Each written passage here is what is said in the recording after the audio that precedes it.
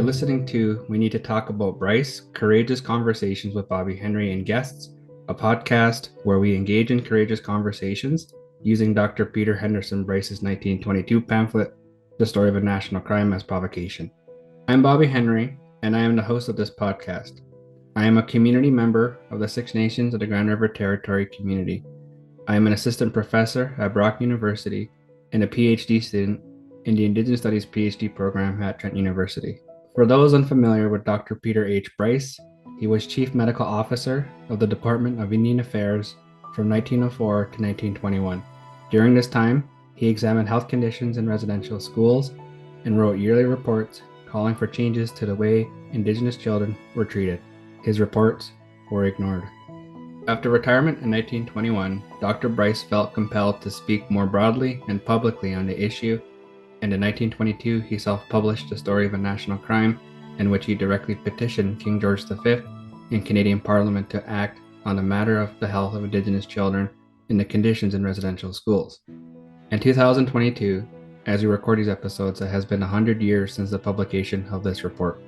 In this time, a lot has happened, a lot has changed, and a lot has stayed the same. This podcast is part of Defining Moments Canada's Bryce at 100 project, which aims to create educational resources to help educators bring this ongoing defining moment of engaging in truth and reconciliation, truth before reconciliation, into their classrooms.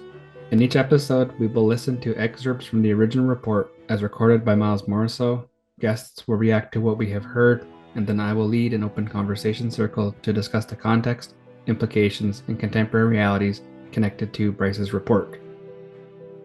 In the second episode on Indigenous Health and Indigenous Wellness, we will be hearing multiple excerpts throughout Bryce's 1922 The Story of a National Crime pamphlet. Today, my guests and I will be unpacking the history of health and wellness found in Dr. Peter H. Bryce's research on children in Indian residential schools and its relevance in contemporary contexts. The quotes we will be listening to today are found on pages 7, 11, and 13. I have two guests joining today's courageous conversation. Our first guest is Dr. Amy Shawanda, a Provost Post-Doctoral Fellow at the Dalla Lana School of Public Health at the University of Toronto. Amy is a community member of Wikwemikong First Nation, and she is a graduate of the Indigenous Studies Ph.D. program at Trent University. Our second guest is Kaila Johnston, Supervisor of Education, Outreach, and Public Programming of the National Center for Truth and Reconciliation. Kaila is a Cree woman born and raised in Winnipeg, Manitoba. We will begin our second episode on Indigenous health and wellness by listening to Miles Morisseau's reading of The Story of a National Crime. You can access The Story of a National Crime on Defining Moments Canada's website via the link in the show's notes. Again, we will be listening to quotes found on pages 7, 11, and 13. As Dr. Roche became ill and was absent for some months, nothing further was done. But on his return, the writer, in personal interview, urged that this serious medical Indian problem be taken up in earnest. It was stated that medical science now knows just what to do, and what was necessary was to put our knowledge into practice. Dr. Roche stated on his return from the West he would certainly take the matter up. Since that moment, however, to the present, the matter has awaited the promised action. In 1906, the report of the Chief Medical Officer shows that statistics collected from the 99 local medical officers having the care of the population of 70,000 gave a total of 3,169 cases of tuberculosis, or one case for every 7, a total of 23,109 diseases reported, and the death rates in several large bands were 81.8, 82.6, and in a third, 86.4 per 1,000, while the ordinary death rate for 115,000 in the city of Hamilton was 10.6 in 1921. What these figures disclose has been made more plain year by year, namely that tuberculosis contracted in infancy creates diseases of the brain, joints, bones, and to a less degree of the lungs, and also that, if not fatal till adolescence, it then usually progresses rapidly. Thus, we find a sum of only $10,000 has been annually placed in the estimates to control tuberculosis among 105,000 Indians scattered over Canada in over 300 bands, while the city of Ottawa, with about the same population and having 3 general hospitals, spent thereon $342,860.54 in 1919, of which $33,364.70 is devoted to tuberculosis patients alone. Okay, so we just heard those excerpts from the National Crime pamphlet. And I want to open up a reaction to each of you to share with us in this space, in this content and this topic of the National Crimes pamphlet in 1922. And what is it that struck you? What information was emerged in your listening to these parts? And we'll go to Kaila first, and then we'll follow with Amy. And I have some questions prepared, but I really want to capture and hear what your thoughts are, and for you to bring in your expertise on this subject matter. The piece that really came out for me, especially listening into those quotes for this time in this immediate reaction, is something that I see in a lot of content, and it comes up and again, and it's referring to the Indian problem. And related to this, oftentimes when talking about the residential school system, they use an American quote, "to kill the Indian in the child." And I can understand why they use that quote. It's very powerful, it's evocative, it brings to mind what that purpose was. But I actually like to use a quote from the Canadian context. And here, the first thing that we hear from Duncan Campbell Scott from the House of Commons is, "I want to get rid of the Indian problem." And then I also see this in research related to the nutritional experiments being done in residential schools. And I always advise, wherever I'm speaking, for individuals to take a look at Ian Mosby's 2013 article about the nutritional experiments.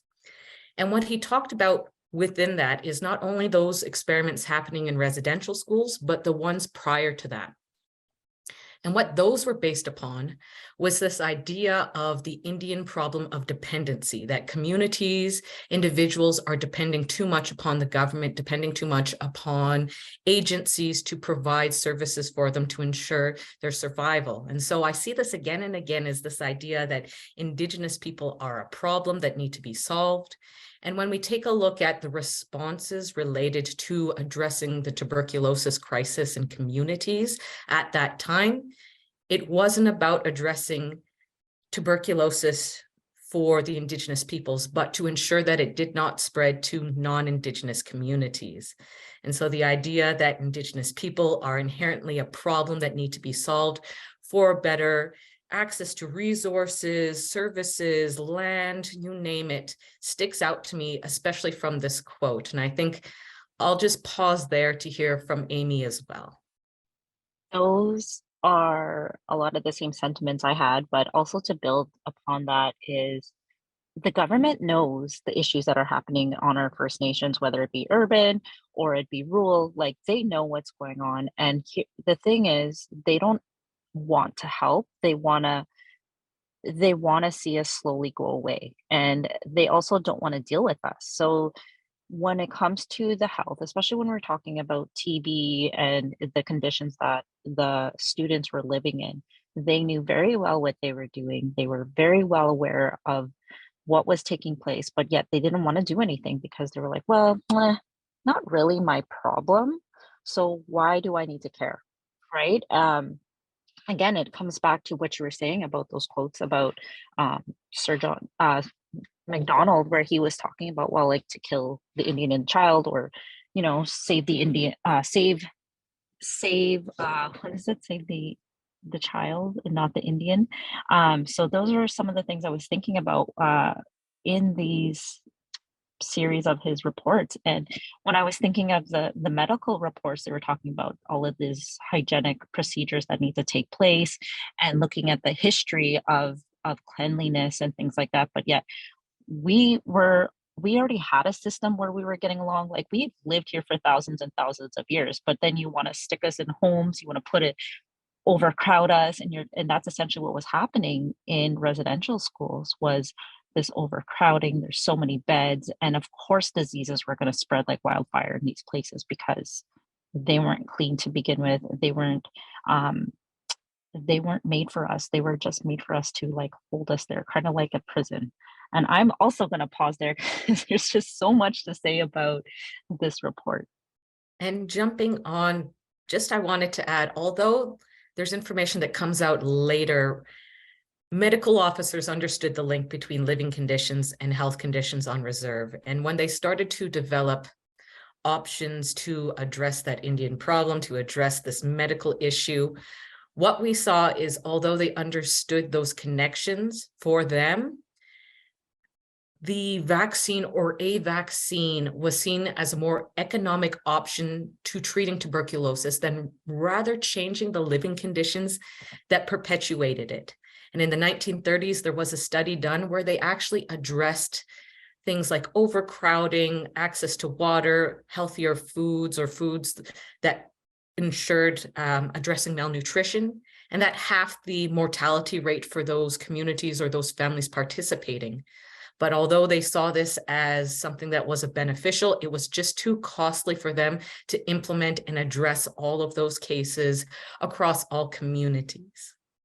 Absolutely. It just reminds me of some of the research that I've been engaging in, especially like the Hudson's Bay Company, where they would engage in setting up these medical posts along with the trading post, and they would administer vaccines, but it wasn't to benefit or help Indigenous people. It was for them to benefit. Again, it's just like this really weird and twisted way of like, oh, look, we're saving them, but really we're not. It's just a benefit for us.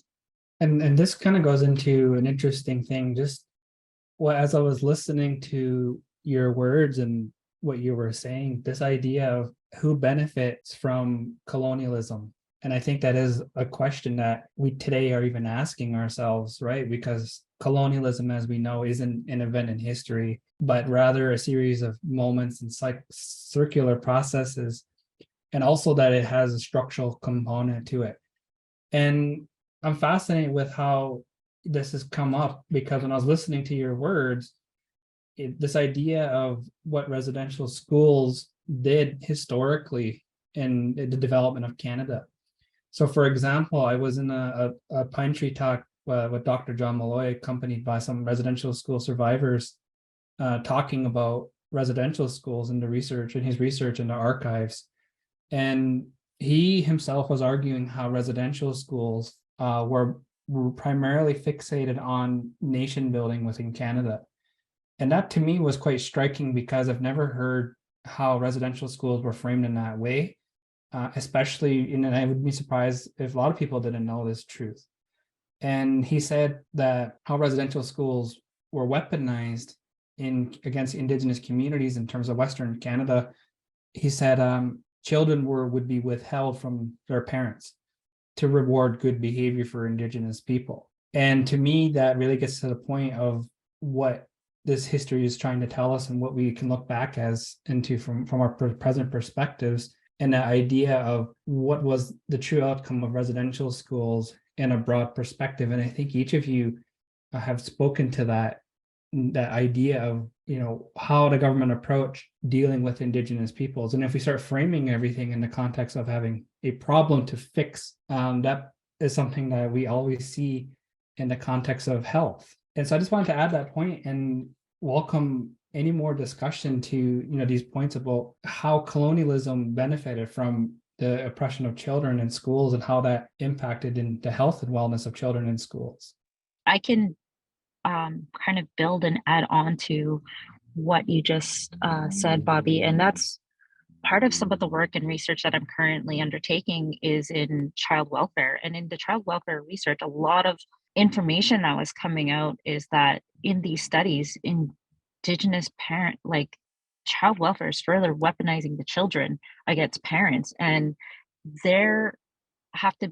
parents have all these hoops, and by whose standards is a lot of the questions as I'm going through and listening to the parents share their interactions with child welfare, and it's whose standards are they living by? And obviously it is not ours. And We are doing our best out here, whether you're on the First Nations or in urban. Don't get me wrong, there are some instances where children need to be in a safe space, but often, just as an Indigenous parent myself, I feel policed, I feel surveillance, I feel like there is all of this stuff. Even as my own children go to school, I feel like they need to have the best of the best in order to be accepted. And so, like, I am on my A game when I'm sending my children to school. Face is washed, teeth are brushed, hair is brushed, they're clean looking, because if they come in dirty one day, that could be weaponized against me and grounds to remove them. So I am fortunate that I am educated in this, and I do my best to try educate those in other spaces. But I do recognize that it is still ongoing colonization. It's still ongoing weaponization. So I don't think it ever really stopped until we figure out a means to help all our people recognize this and help educate settlers on the system that we're currently in. But I'll leave it there. Looking at the records and materials that we have about residential school, when it came to the enforcement of attendance, that really kind of was in the forefront during the late 1800s, early 1900s, where the refusal to comply could lead to punishment, either fines, jail time, both, but also the withholding of rations was a way to punish families, to coerce them into having their children sent to school.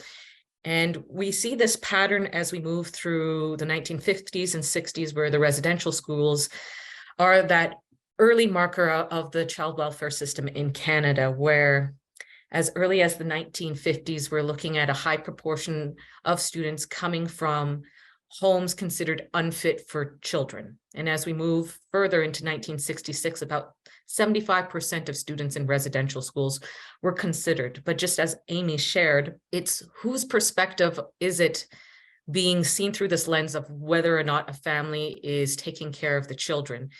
And it's one of the things we talk about when using a critical analysis, looking at these records that depict a certain perspective or view from the churches or from the government, and not the survivor or community perspective.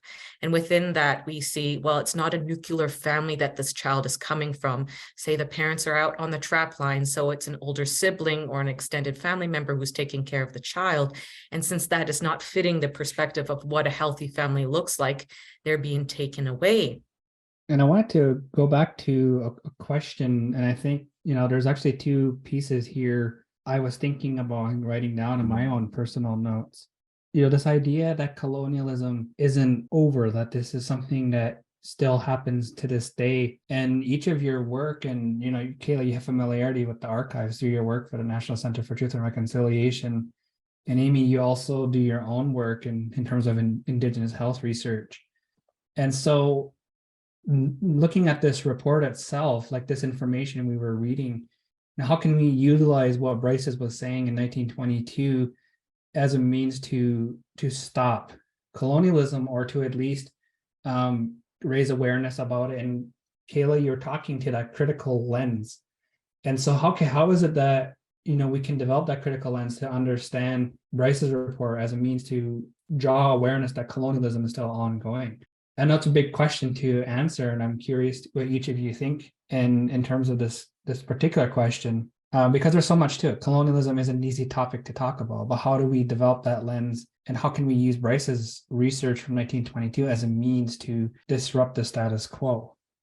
So, imperial and settler colonialism have continued to dominate our culture, and it's become ingrained with the identity of Canada's institutions. And this culture is perpetuated through everything from our education, government legislation, policies that have put Indigenous peoples at a constant disadvantage, being controlled, marginalized, silenced.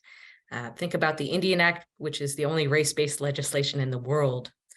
Now, without identifying and addressing that structural violence and systemic racism, changes made through education alone is not sustainable. And really all we have to do is look at the case of Joyce Echaquan and the cases of health racism to see that it's alive and well. And if we take a look at some of the responses that we get from, say, the Quebec government or other organizations stating there is no racism there, that in and itself shows how much work that still needs to be done when it comes to getting a better understanding of how these historical traumas, how colonialism continues to impact. And so when taking a look at reports that are released, like Peter Henderson Bryce's report, like Joyce's principle, which outlines the ways that we can begin to address this, it's really about listening and hearing from those survivors, hearing from those who've experienced these harms, these traumas, and then implementing the solutions that they come up with. And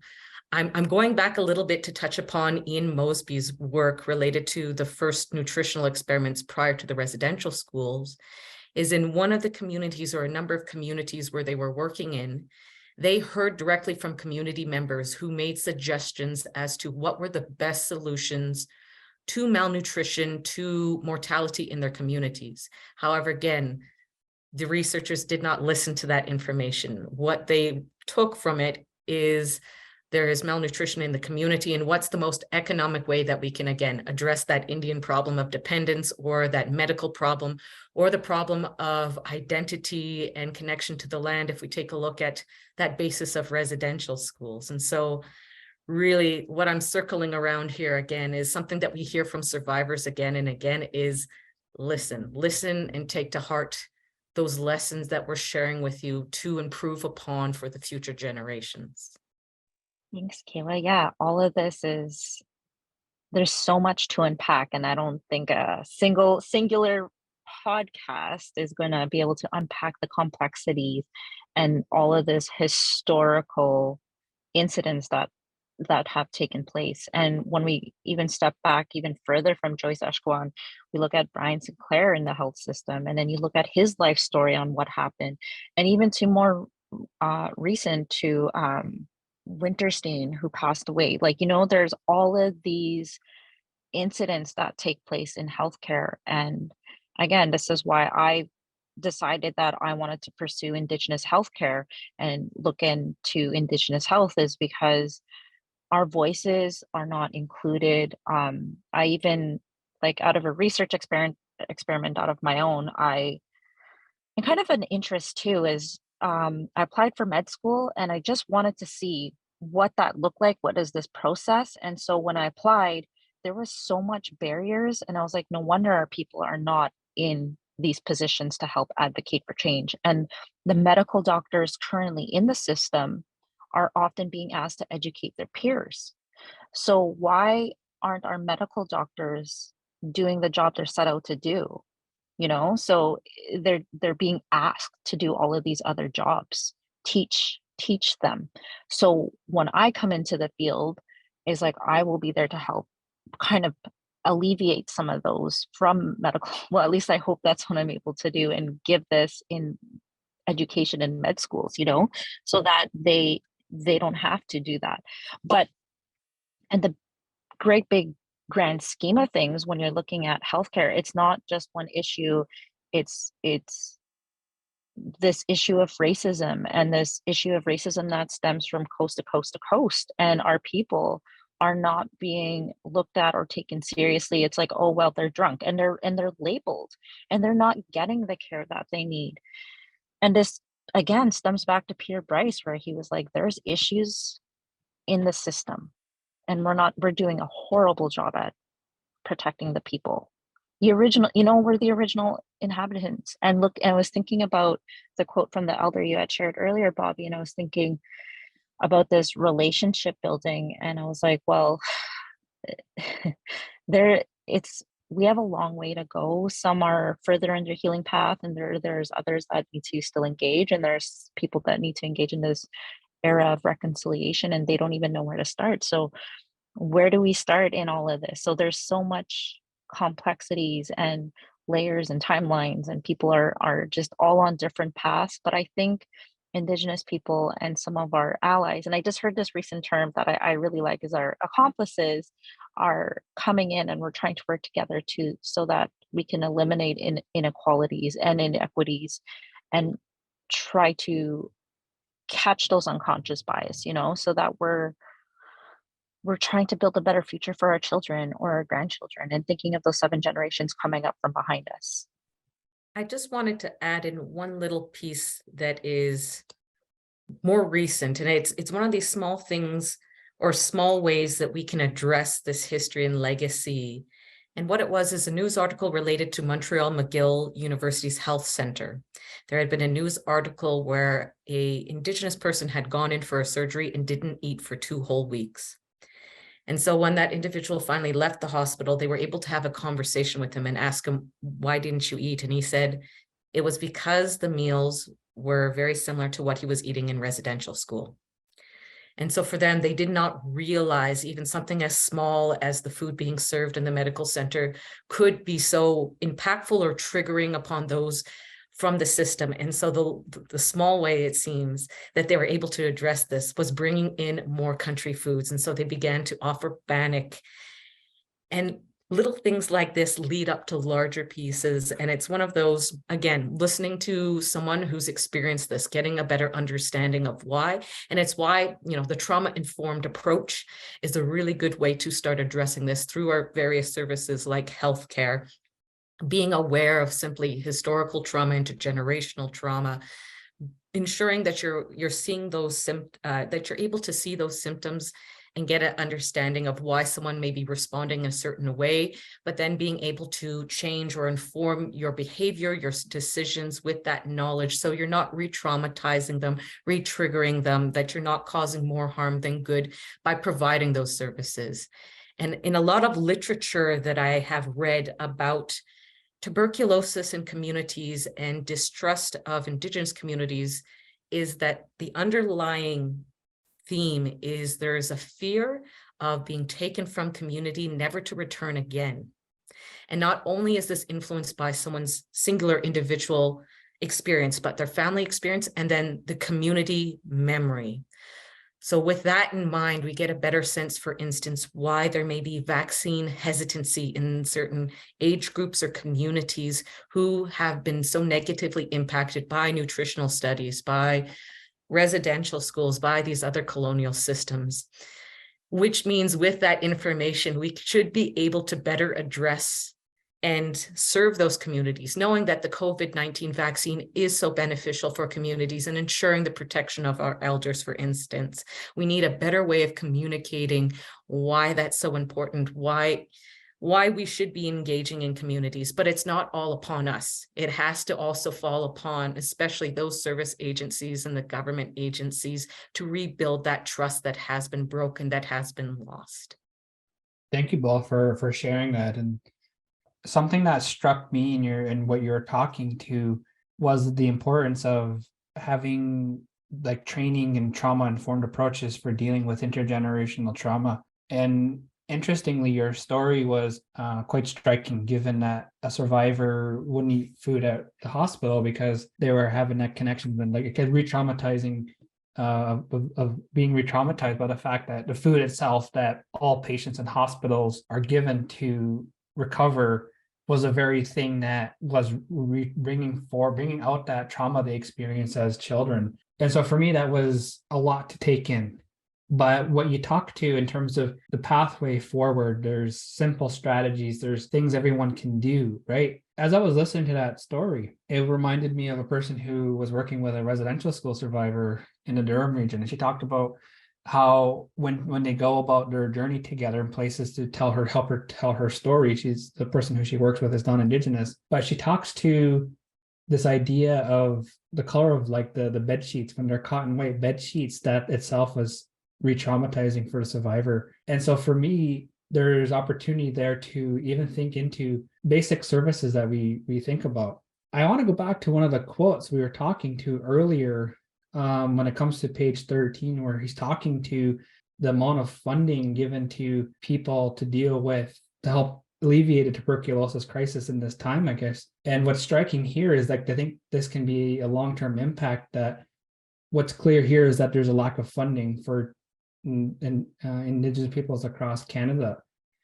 And so for me, it speaks directly to what he's talking to. Like, again, this is 100 years later, he's talking, right, about how each Indigenous peoples across Canada, $10,000 for 105,000 people, whereas the city of Ottawa, with the same population, having 3 hospitals, was getting way more funding And even for per person, patients alone was $33,000.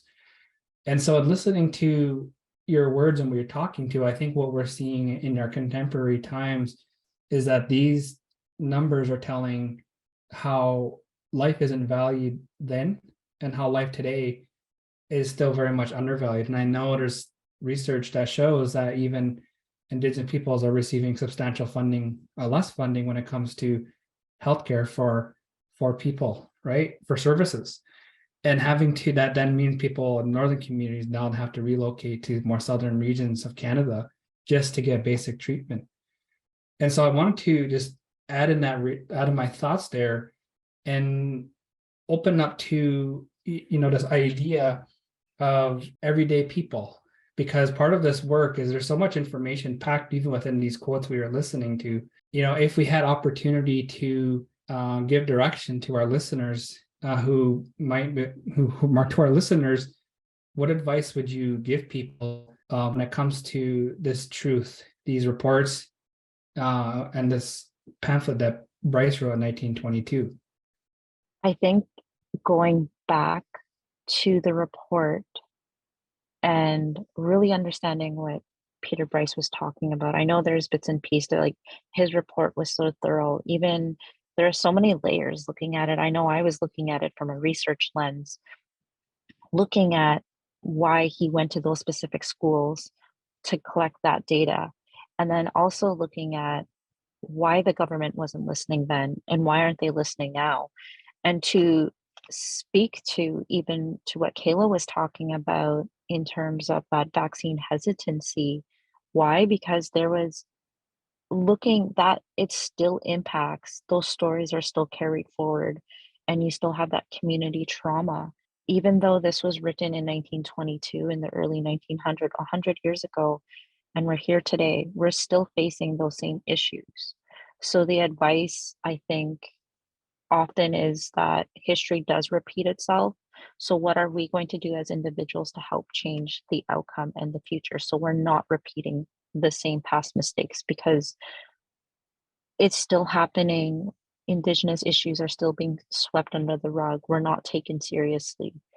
And to kind of speak of what he spoke about in page 13 in that terms of funding, we do have like Jordan's principle and the Inuit one, where Indigenous peoples can access services because there isn't enough funding to assist. And I feel like this is just particularly my takeaway, and the way I view things is that they caused a colonial problem and that they should be helped part of the solution.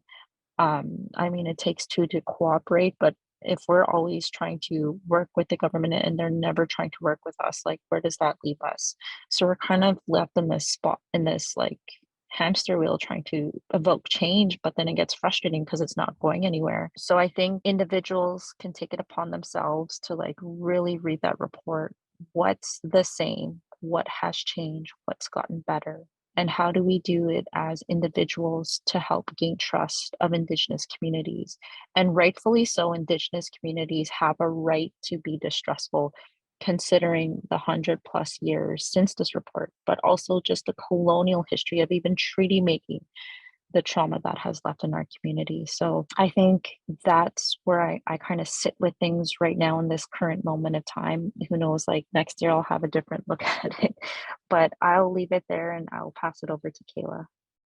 Honestly, I'm so reported out. There are so many reports that have been released on these various areas. If we look at the Royal Commission on Aboriginal Peoples having 400+ recommendations, you could count how many recommendations were actually implemented. We have the Murdered and Missing Indigenous Women and Girls and Two-Spirit Peoples report, the 231 calls for justice. We have the Truth and Reconciliation Commission's report. There are so many reports that document the challenges that our communities are facing as a result of colonialism, as a result of these policies and assimilation practices. The challenge is we're not seeing action.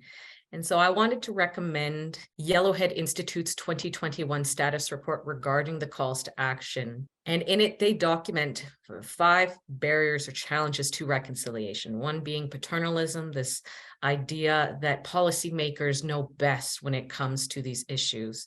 The structural anti-Indigenous discrimination, these legal myths that justify the dispossession of Indigenous peoples of their land, and this really the manufactured poverty that exists, but also then looking at that public interest. We hear and again that these issues aren't of interest to the general Canadian public because it's not impacting them.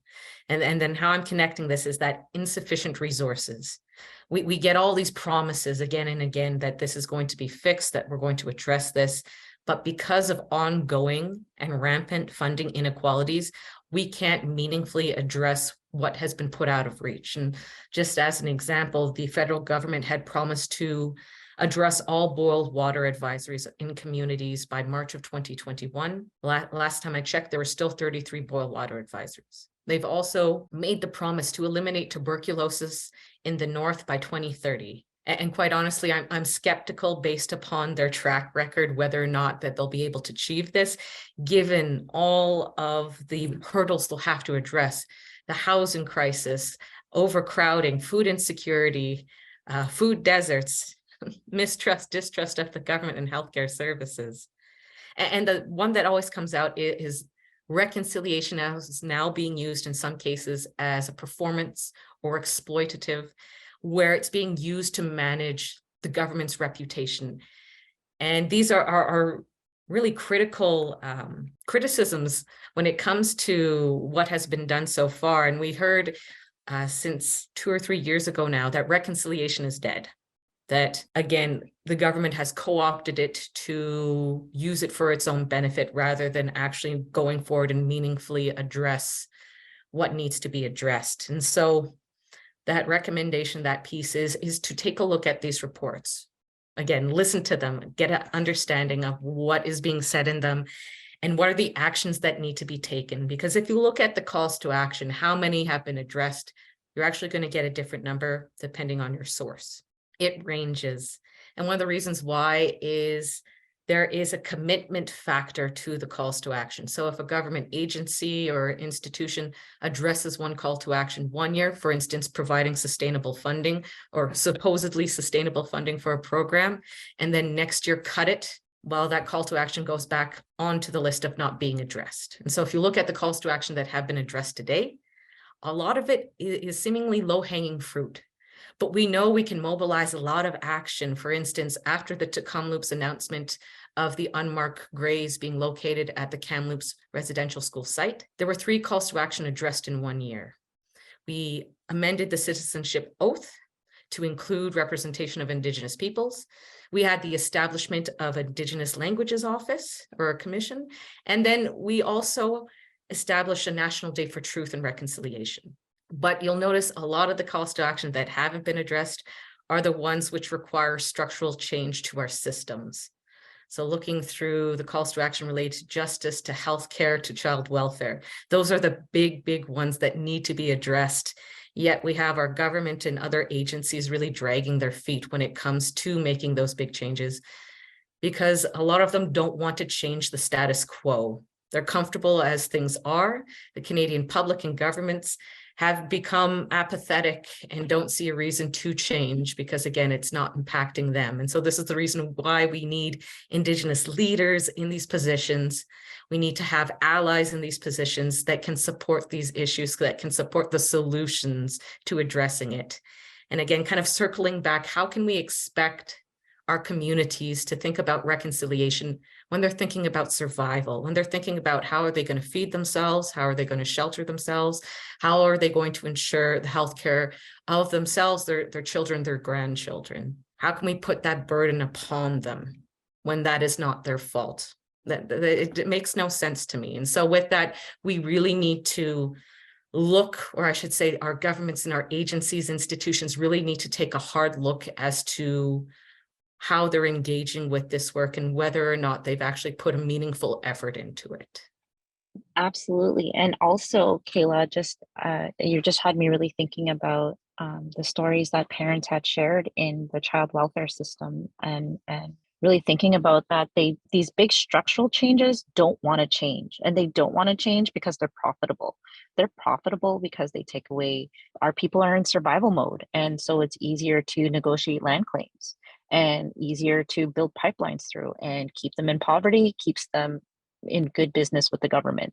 So these are like big structural changes, like even thinking of those that are in prison right now. Again, another multi-billion-dollar industry because they need minorities in there to keep it going, and calling it justice, calling it this justice system where our people are not getting justice through it at all. So when we think of these big systems, they don't want to change, and I don't see it changing anytime soon for Indigenous people. I think there's going to be something coming down the pipeline for pardon the pun, but there's going to be something coming down, but it'll be big and it'll shake up what's coming. And I hope the government and other policymakers and people are willing to accept and help change it. Maybe wellness, we should be focusing more on wellness. I don't know what this is going to look like, but I don't know if it's going to happen in the years to come or in the next lifetime, but I'm excited to see, and I hope that change comes. Thank you both for sharing that. And again, there's this notion that being comfortable is good for Canada's business as a country. And I think that's what the people might not have considered, that colonialism is rooted in, economics, because someone benefits from dispossession. And I know there's this reoccurring thing, and I hear this quite a lot in conversations, in fact, is that there's always the lens of Indigenous deficiency. We look at Indigenous communities because, as this report is showing us, there's a lot of gruesome stories that he was telling in his pamphlet, and that we kind of always get in the habit of retelling in our lives. And so this might be a final question, and as we near the conclusion of this episode, is, what changes are you seeing for Indigenous people across Canada, and draw from your own research and work with communities to rectify these, deficiencies or things that are affecting Indigenous health and wellness, right? And so, for instance, my work is, the revitalization of language. There's a lot of my work that I'm doing in my research at Brock University to help us sustain and rebuild our languages. And I want to open that question because I think it's important as well for our listeners to understand, there's a lot of structural issues we face, and that can be challenging, but also, like, let's raise the spotlight on, let's point the spotlight on what is good happening in our communities. And I want to go with that final question to each of you to get us thinking a bit differently about this topic when it comes to Indigenous health and wellness. When we take a look at the purpose of the residential schools, what was it there for? It was the Christianization, Westernization, assimilation of Indigenous children to eliminate Indigenous peoples as a distinct group. It was genocide. And what those schools were very effective in doing is eliminating Indigenous people's abilities to answer the questions of identity. Who am I? Where did I come from? Which sets the foundation of where we're going. So if we take a look, at least from my work here at the NCTR, the National Center for Truth and Reconciliation, our archival collection. For me, what I'm so passionate about is being able to provide an opportunity for those generations to begin to understand the background history of why, if, for instance, a family member attended residential school, potentially why we're seeing so many impacts in their own life, even though they themselves did not attend. And so when we take a look at the programs that have been really working in our communities around culture and language revitalization, what are they doing? They're giving back the opportunity or the ability to say, this is who I am, this is where I come from, and this is the path that I'm going to take, or the path forward. It gives them that understanding of that trauma. And once we get that understanding of someone's historical context, what has impacted them, they're better able, or we are better able, to provide those services to help them heal and to support them on their healing journey. And so again, there's a lot of focus on this idea of resilience, that there are certain individuals, certain groups who are more resilient than others. They're the ones who have gotten past these issues. But something I've been really trying to work through is the concept of resilience supporting or perpetuating the idea that we need trauma in our life to be resilient? Are there other ideas, concepts that can better support what it actually means to grow from that trauma or potentially to be a healthy individual. So that's still something I'm processing myself. What does that actually mean? But when it comes to that deficiency piece, when I talk about intergenerational trauma and I share with others the full impacts of colonization, it's a big, long list, and it's a frightening, scary list. And so we're often so much focusing on that history that we forget to take a look at that positive piece. And so what I advise individuals to do when they're talking about this history, especially with the children, with youth that they're engaging with, is to also include those messages of love and gratitude, that the youth have the ability to make a difference, that we really need to highlight the successes of Indigenous heroes, artists, academics, activists. And I'm going to share one, and I might get a little wobbly in my voice because it's such an impactful story for me. And that's the story of Shannon Kustashin and Shannon's dream. So Shannon grew up in the community of Attawapiskat in northwestern Ontario, a flying community whose elementary school was built upon an old diesel spill. So they had to move children into portable classrooms. Just as Shannon was about to graduate, she created one of the largest student-led writing campaigns in Canadian history with the support of individuals like her community, as well as MPs like Charlie Angus. And so what they did is, for a grade 8 graduation, they took those funds, they gave it to a small delegation to go to Canadian Parliament and to talk about the need for a new school in Attawapiskat. And so Shannon and her delegation met with the Minister of Education, and 3 times they were promised a school. 3 times the government reneged on that promise. And so the conversation with that minister did not go well. And they said, no, there's not going to be a new school. And so Shannon left feeling kind of defeated, but she went and was invited to speak on Parliament Hill about the need for safe and comfy schools. And through her efforts, a new school was built in Attawapiskat. In 2014, it opened. But the sad side is Shannon did not live to see it open. She had to leave her community and attend high school in the southern part of Ontario, and she passed away in a car accident. But we can see through the efforts of our youngest generations what amazing work they can do through the mobilization and support of others, and what can be done with that. And so we really need to take a look and highlight those successes, those abilities to make change, and show that it is possible once we have that understanding of that negative piece. But we have to continue to look forward and see how we can raise each other up. Oh, I love hearing Shannon's story, Shannon's dream. Some of the things in my PhD research that I uncovered was I was looking at Anishinaabe motherhood and looking at the tension, challenges, and strengths. And again, bringing in that strength-based piece of the research. And the most significant thing I see in Anishinaabe mothers is to break those trauma cycles. When mothers were sharing, and this was a question, this wasn't even a question, this was just a theme that emerged, and I was not expecting this. And when they shared how they were brought up and they wanted to change how they were bringing up their children, and they said the cycle stops with me. They didn't say it directly, but they may as well have. Each and every single one of those moms I interviewed talked about stopping the trauma with them, and they wanted better for their children. And they started doing language, started speaking Anishinaabemowin. They started going back to land-based teaching. They started really focusing on balancing it with a two-eyed seeing approach as well, knowing that this society isn't going to go anywhere. So here are survival skills for both sets. And that was the most beautiful thing that probably that came out, and was that breaking and stopping of traumas, and it ended with them. But also in this was giving voice to women. And in this, it was so beautiful because even though it was Anishinaabe based, they really want to focus on fathers too, because they were saying, the fathers are sometimes involved and sometimes they're not, but we really want them to be part of our child's life. And this is why we're going to do better, because we want to facilitate them. Even though we didn't work out, we want to facilitate how they can be better fathers in all of this, in the child's life. So some were talking about how they didn't have their own fathers in their lives, but they wanted it for their child. And I was like, wow, this is amazing.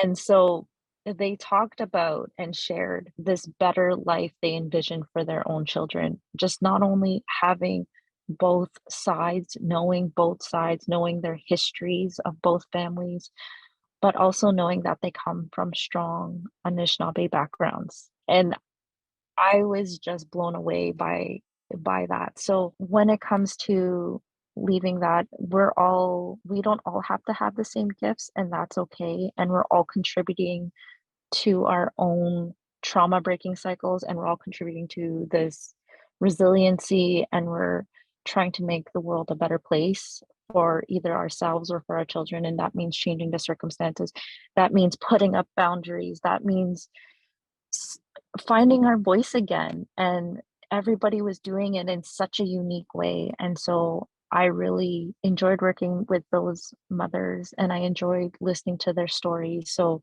again, bringing this kind of back to children, it was very child-centered, child-focused, child-led, that they wanted a better life for them in the 21st century, in what this looks like, incorporating both the bad and the good, and really focusing in on that balance. Thank you both for sharing that. And it's very touching for each of you to have shared the greatness that is within this dark, dark history and this thing that we live through on a constant basis. The history is something that has impacts for us, and we feel this every day. But what you shared, both of you, in fact, is quite uplifting and inspiring, given that what we're looking at in this history. And I think there's some word that kind of connects both of your points, is this notion of vision, to imagine a different space, to imagine something for the benefit of children. And this is what the impacts of a bad vision for children was when it comes to Bryce's research. Malnutrition, conducting experiments on children, neglecting officials' recommendations to basically increase funding. Those were negative visions that were not clearly thought out, or were the idea of extermination of another people or culture. But in terms of what both of you have shared, this is the different vision that Indigenous peoples are seeing. This is the future they're imagining, and this is the future they're creating today. And I want to say thank you both for sharing that. And it's a nice touching point for to conclude our episode here on Indigenous health and wellness, because this is what work is being done in our communities. This is what people are doing, and this is the change people are making. And I think then in terms of this was a rich discussion to have on this topic. And I think it left us all wondering more, and I'm looking forward to our upcoming episodes. And there's lots here from this discussion today. I think that leaves us all thinking on this idea of what vision is and what vision can do.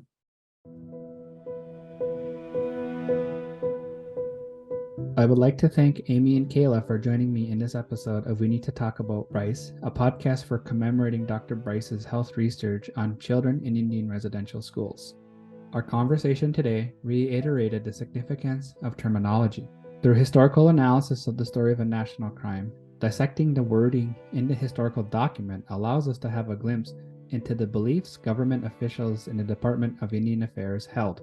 One notable historical figure was Duncan Campbell Scott, known for his use of the term Indian problem. Seeing Indigenous peoples as the Indian problem meant that the high mortality rate for children in Indian residential schools was just a result of Canada's development as a country. Furthermore, the disparities in funding for healthcare in Canada, as evident in Dr. Peter Bryce's pamphlet, showcases then that the Department of Indian Affairs took minimal actions to address the situation. Remember, Dr. Bryce found in his research that some Canadian cities were able to decrease their rates of tuberculosis through adequately investing into healthcare for Canadians. Meanwhile, the Department of Indian Affairs underfunded healthcare for Indigenous people. As we progress forward as Canadians, recall this moment. Please know the historic legacies of inactions to provide basic and adequate healthcare for Indigenous people continues today, as evident in our discussion. However, we must approach reading historical documents from not just a deficit lens, as First Nations, Métis, and Inuit peoples are persevering adversities they face daily. Nyama, or thank you for joining us in this important conversation for this episode of We Need to Talk About Bryce, as we continue reading and discussing the story of a national crime pamphlet. I invite you to tune in for our next episode, as we converse about education and what Indigenous education in Canada looks like today. Thank you for tuning in and have a great day.